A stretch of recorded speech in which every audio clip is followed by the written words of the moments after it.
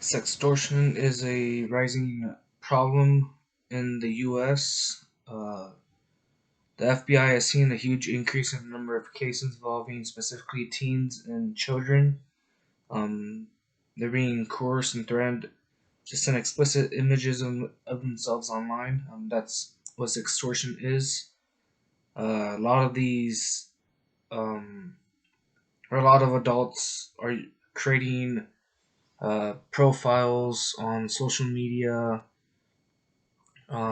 platforms or using forms of like hacking or manipulation of um, victims through internet websites to get them to provide explicit images of themselves, and then they'll use them against them.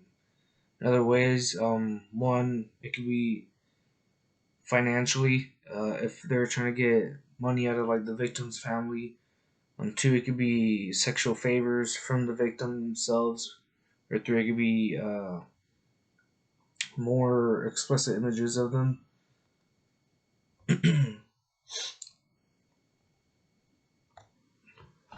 The victim, or sorry, the offender, after they have videos and pictures, um, they could threaten to put that on social media.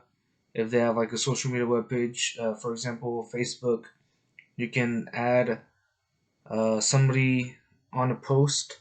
So the offender were to add the victim and then were to post on Facebook, everybody that the victim has as a friend would be able to see that video that the offender puts on Facebook. So that's one way the offender can get to them. Uh, as mentioned previously, there's been a rise of sextortion. The FBI has been noting over the last year how um, the process of adults befriending children and teenagers on social media, and even in some cases gaming applications, to convince them to reveal themselves or do what could be embarrassing things, and then extort them through that. The number is at least 3,000. Over 3,000 adolescents have been targeted in the U.S. within the last year. That's from the FBI, with the age range between 13 to 17. The FBI spokesman in charge of um, the FBI Honolulu field office said it's very likely a lot more than just the 3,000. And with the rise of social media, specifically in the last decade, sextortion has very likely grown a lot.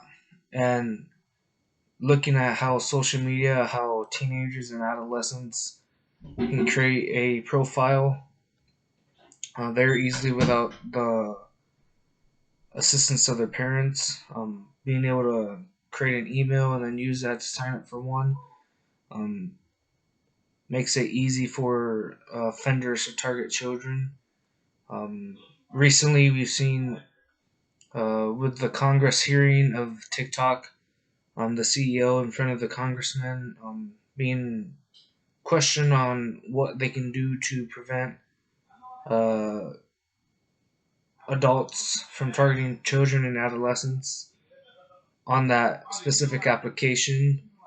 Um, and it's been noted that if there's not any progress in preventing the exploitation of children and teenagers in the app, it could be restricted on uh, cellular application stores.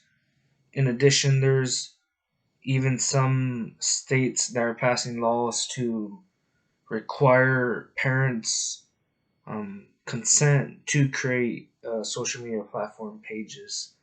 I don't have any off the top of my head, but recently I read that there's one state that was attempting to pass a law to get parents to a mandatory consent so that a child or adolescent could create a social media webpage.